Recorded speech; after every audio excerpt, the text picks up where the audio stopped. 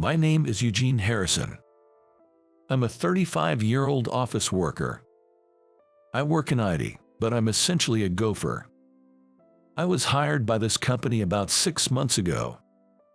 It's a company mainly engaged in system development, and I take on various chores, such as making copies, to help other employees carry out their work smoothly. You could say my days are busy and fulfilling. However, since my early days at the company, I've been branded as an engineer who isn't much use. Thanks to this, there's no one in my department who has the time to chat with me outside of work. I've gotten used to eating my lunch alone on the rooftop during my break. Then, a change came to my daily life. In April, there was a personnel change, and the boss who had been overseeing the department was transferred. The new boss, it seemed, wasn't an engineer. Apparently, she was chosen to oversee the department because of her high ability to manage employees. I remember the boss who was transferred murmuring about how our engineers often work overtime and how the overtime pay has become a problem. It's probably a personnel change to thoroughly address that issue. The new boss is a stunning beauty, and the men in the department were all abuzz when she made her inaugural address. I'd heard the rumors that she was beautiful, but she was even more gorgeous than the rumors suggested. I was smitten at first sight. Her name is Jennifer Parker. She's 5 years younger than me. She looks mature and competent. Not at all what you'd expect from someone younger than you. Like the other male employees, I quickly became a fan of Jennifer. However, she was not particularly kind to me. She saw me as an employee who can't do his job. I quickly realized that. She's been closely observing the behavior of the employees in order to understand the state of the department. About a week later, she began to distribute tasks among the employees. It was astonishingly perfect.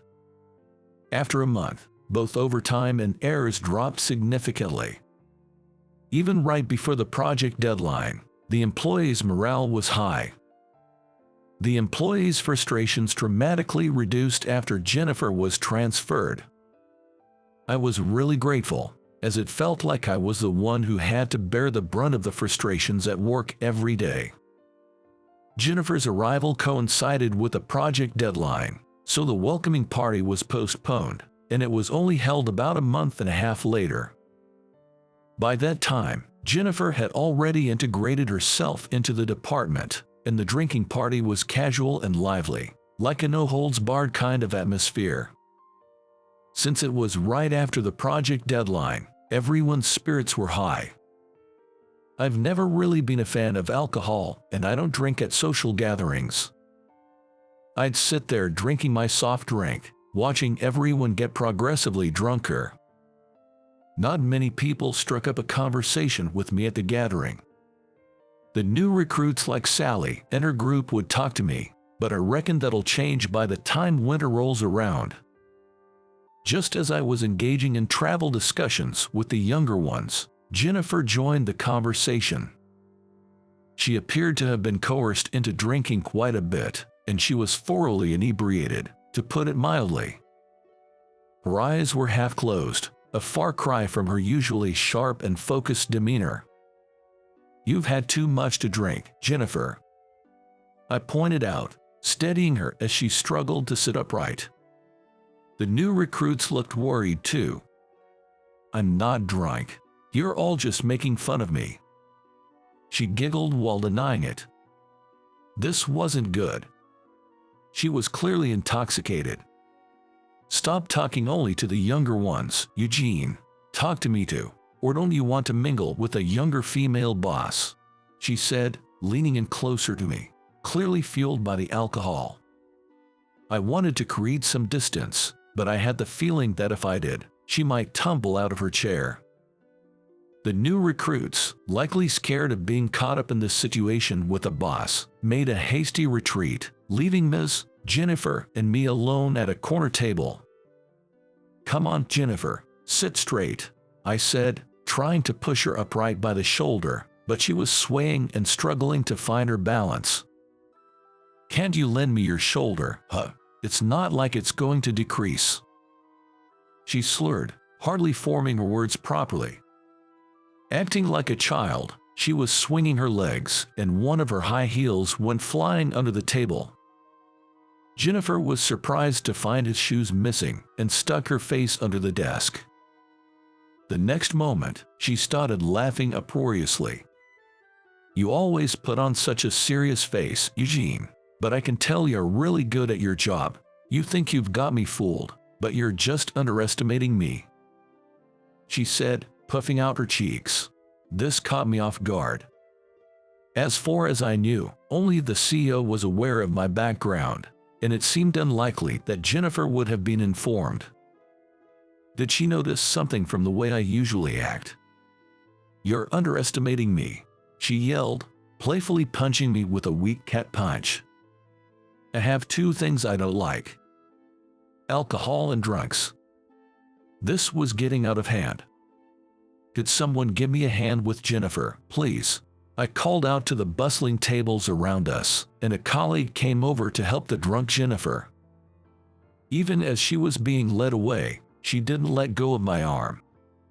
Jennifer's colleague, Jane, who joined the company at the same time as her, informed me that she had asked Jennifer's sister to pick her up.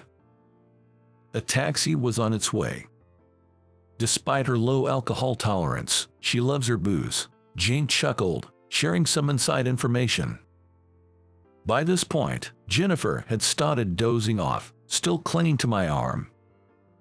"You've become her favorite," Jane laughed as she observed this. Jennifer's pickup arrived about 15 minutes later.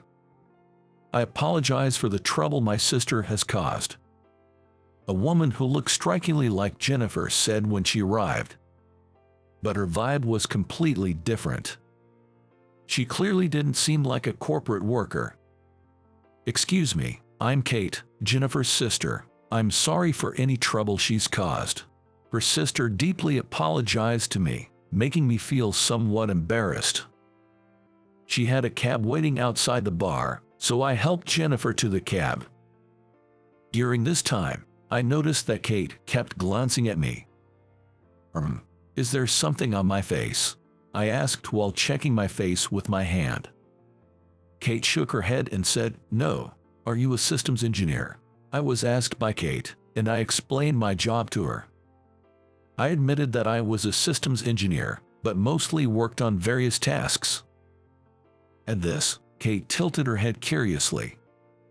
Her gesture seemed youthful, and I found it adorable. At the same time, something in my memory was nagging at me. I recalled feeling the same uneasy sensation when I first met Jennifer. The inexplicable unease continued even after they got in the cab and left. The next day, as soon as I got to work, Jennifer grabbed my arm and said, "I'm really sorry. I heard I was really bothering you yesterday." She kept apologizing, making me feel bad. "Well, it's not a big deal, you were drunk." I tried to brush it off as a joke. Apparently, she had been scolded by Kate when they got home and was told to apologize to me. "I'm really sorry," she said with a deeply remorseful face. "Don't worry about it. It was just a company drinking party. I didn't mind at all." On hearing this, Jennifer seemed relieved and smiled. Her smile made my heart flutter in a different way from the night before. But I decided to keep this feeling to myself. About a month and a half had passed since the drinking party. I was still busy doing odds and ends, but I felt fulfilled. During lunch break, as usual, I headed to the rooftop. There was a small chapel on the rooftop of our building. I always have my lunch there, offering a prayer daily. Usually, my favorite spot is empty, but today there was already someone there. It was a new employee, Sally. She was highly regarded in our department for being a quick learner among the new hires. She was crying with a trembling voice. I thought about ignoring it and leaving, but reconsidered. I called out to her, trying not to startle her. She seemed to think no one would come, so she was startled and stood up. Seeing me standing there, she seemed to lose all energy and sat back down. "What's wrong? Did something happen?" I sat down beside her and asked. Tears began to overflow from her large eyes. In a panic, I looked for a handkerchief but couldn't find one. I handed her a packet of tissues I got from the subway station on my commute. "I might not be much help, but would you like to talk to me about it?" I encouraged her. She sniffled and began to share. Apparently, she had made a mistake at work. She couldn't correct a bug.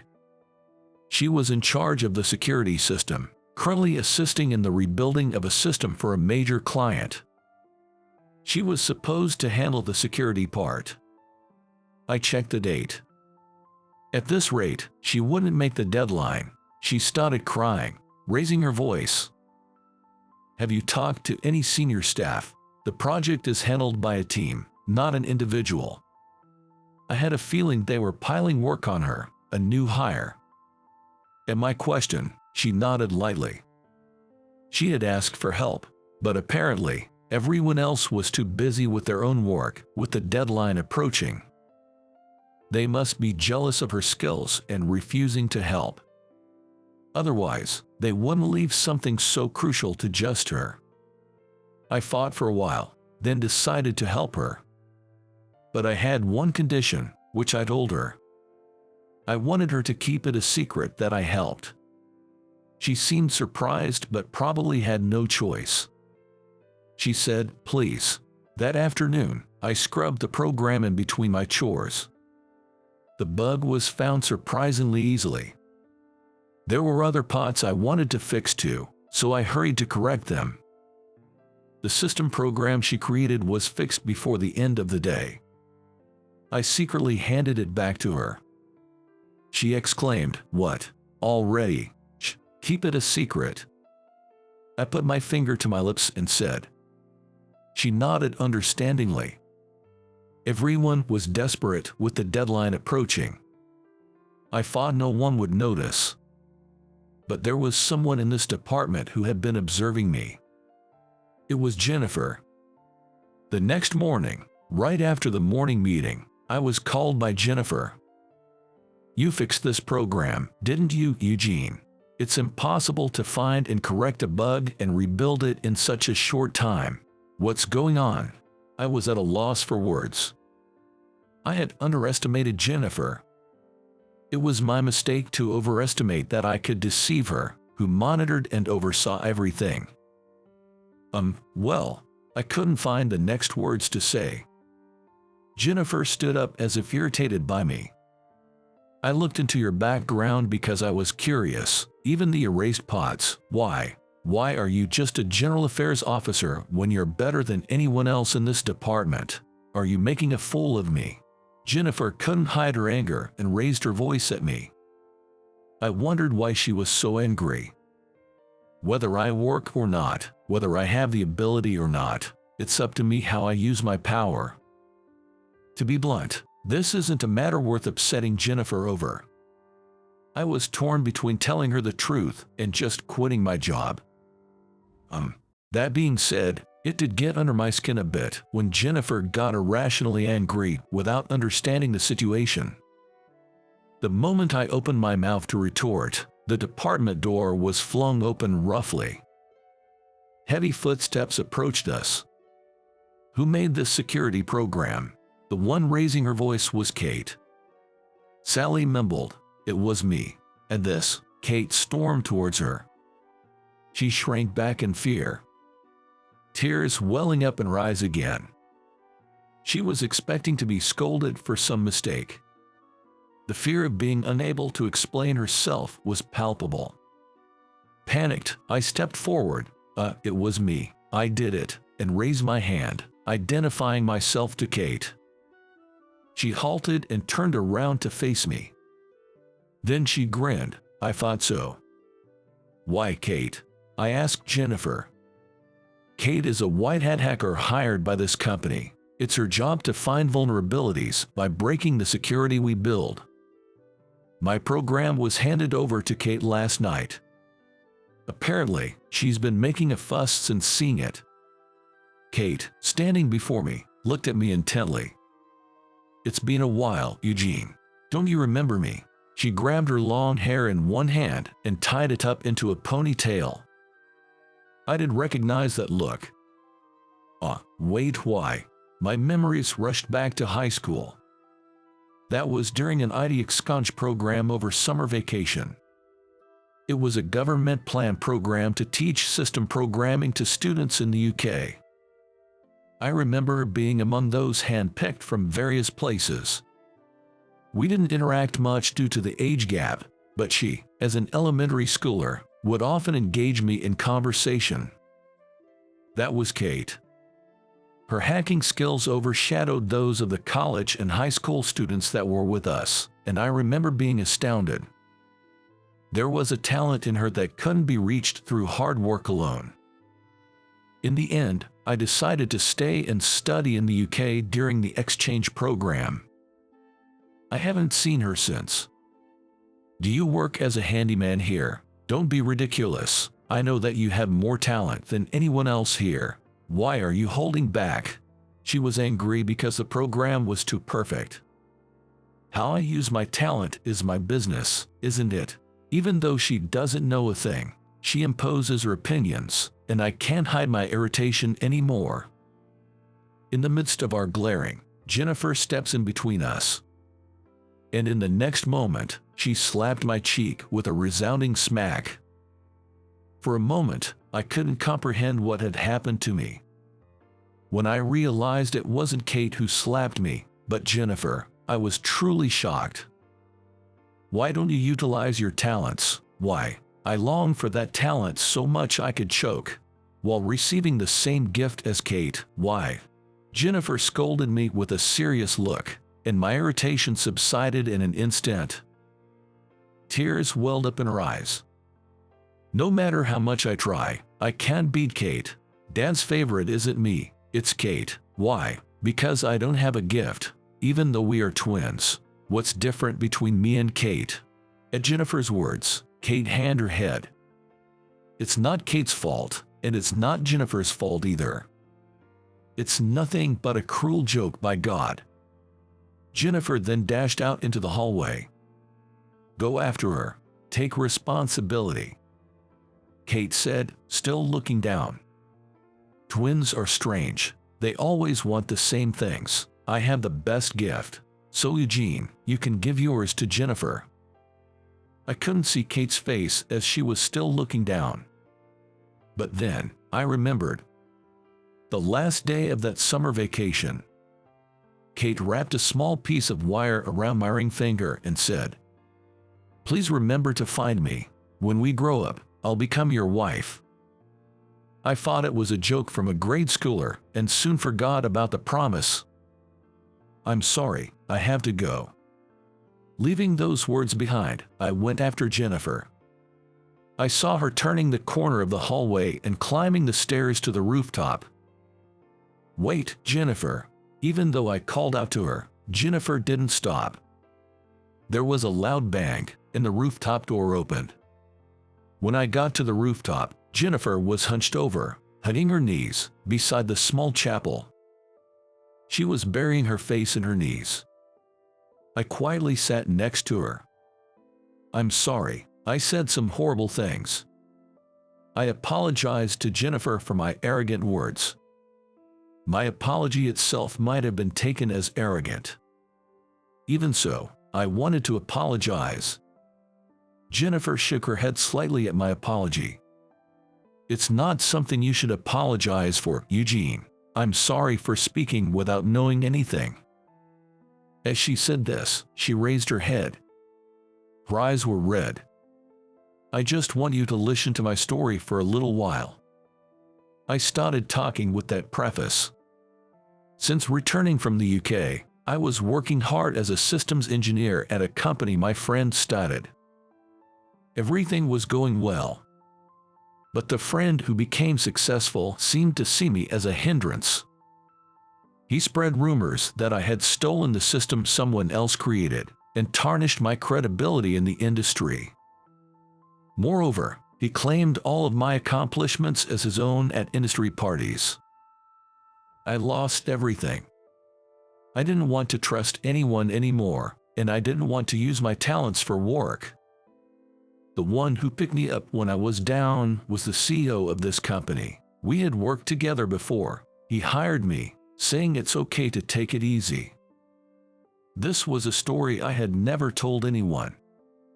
Jennifer listened to my story with a serious expression. After speaking out, I felt a strange sensation, as if a weight had been lifted from my chest.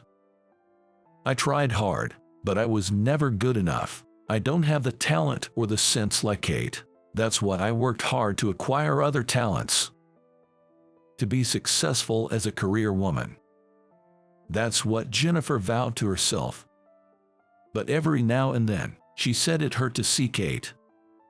She explained that she was angry at me for holding back my talents even though I had them. If I think about it, I was just taking out my frustrations on you, Eugene. I'm sorry. Her sideways glance still looked somewhat childlike. The gap between this and her professional demeanor at work was charming. It may sound arrogant, but I want to use my talent for you from now on. It was the confession of a lifetime. Upon hearing my words, Jennifer opened her eyes wide in surprise. Her expression reminded me of a surprised cat, and it was extremely cute. I've been constantly charmed by her different sides. Are there any lies in what you just said? She asked while peering into my eyes. Of course not. In sickness and in health. My words were cut off by Jennifer's hands. Her face was bright red. Looking away, she said curtly, "Isn't that a bit too soon? That's how serious I am." I stood up. I extended my hand to Jennifer, who was looking up at me, and without any hesitation, she took my hand. The woman who stood up was no longer a young girl. She had returned to her professional, working woman's demeanor.